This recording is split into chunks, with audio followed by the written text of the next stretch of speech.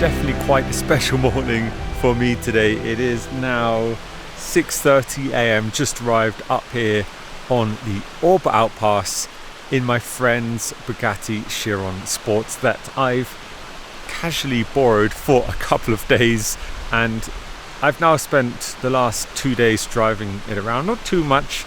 I have been quite nervous, to say the least, because first of all, the size of the car. It is over 2 meters wide. Swiss roads are quite narrow. Can get a bit nerve-wracking at times. Second of all, of course, the value of these.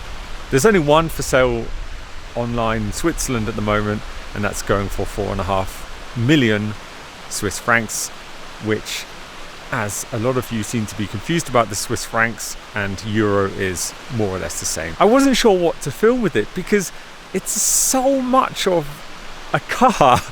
There's so much to it. It's so powerful. It's so big. It's so spectacular. I felt like I had so much pressure to make a good video with it, but I didn't know what to do with it. So I came to the conclusion, you know what, let's just go up to a quiet mountain pass and enjoy it on a twisty road, which I honestly have no idea how this is going to fare on a Swiss mountain pass, a twisty road, because I don't really think it was made for that. Sitting up here in the Alps early in the morning with a Bugatti Chiron Sport to myself, feeling quite lucky right now to have such an experience. And I really do like the spec on this as well. I'm not a huge fan of red in general. Red only seems to work on a few cars, and this apparently being one of them. I think it looks completely stunning. Also, something to mention, this is chassis number 1, so this is the first ever Bugatti Chiron Sport made.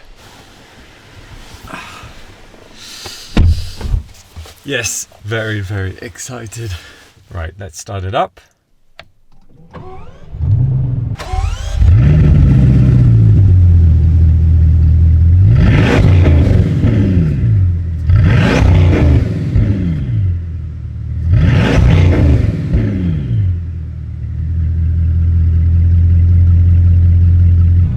Absolutely no idea, honestly, if this is going to be fun. Maybe this is ridiculous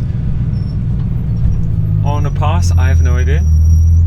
But what I do know is I'm going to enjoy every moment of it. I think we're going to put it into sport mode, into manual. Head down the pass first to the bottom, so have a full run coming up the pass. So to drive like this normally, holy moly, okay, quite some turbo sounds when you come onto the power. So I've literally just been cruising the last 2 days and not had an opportunity yet to kind of attempt really to accelerate in this. Okay, that was speed limit, and I'm not even trying. Yeah, Switzerland, 1500 horsepower, maybe not the best combination, to say the least. It's relatively quiet when you're driving normally. It's comfortable. I guess you could totally daily drive one of these.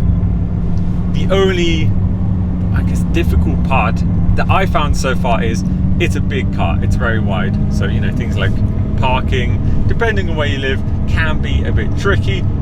The other thing that I've experienced the last couple of days with just driving this around is just the sheer amount of attention it gets is like nothing I've ever driven before.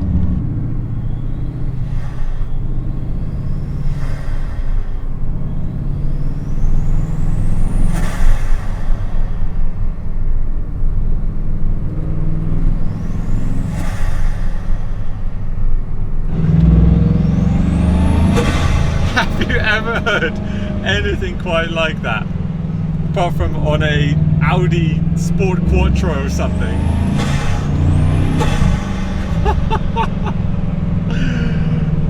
Insane. It's so hard to explain to you how this feels because I don't know if I can.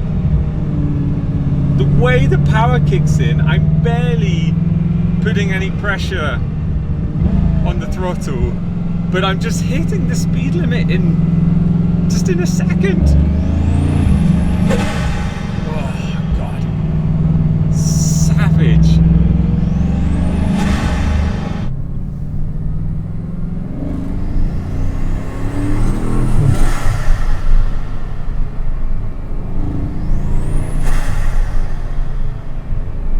It's just this ball of energy. Oh God.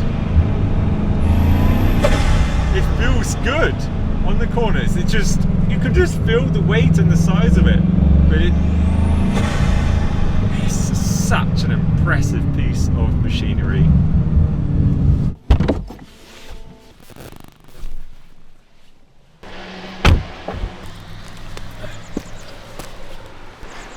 Just jumping up here quickly, I want to get some pictures. It is a really, really cool place up here. So photogenic with this cobble, old road, the mountains, and the car just looks crazy up here. What a place to bring a Chiron. How cool is this? Right, let's get some pictures.